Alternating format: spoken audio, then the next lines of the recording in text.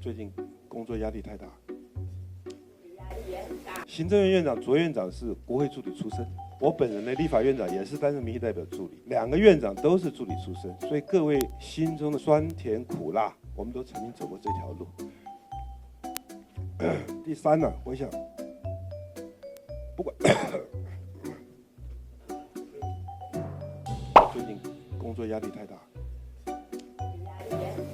听我说完，大家有意见可以随时表达，好吗？我来表达质疑，大家都正式来澄清请愿啊，谢谢啊。